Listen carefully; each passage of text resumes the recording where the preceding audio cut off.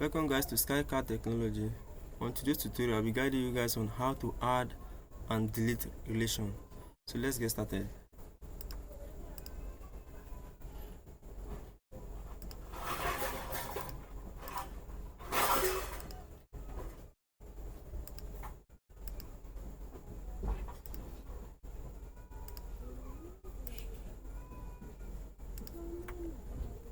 So as you can see, there's no relation attached to any of this sketch.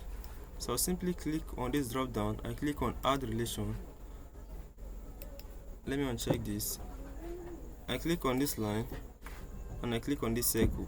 Now we have different options here. We have tangent, fixed, equal, curve length, and I select on tangent and I click on my check mark. As you can see, I've added a relation to the both of them. So now I click here. I can simply click here and hold my control and click here, and I click on consider. I've added a relation to the both of them, this line, this vertical line and horizontal line.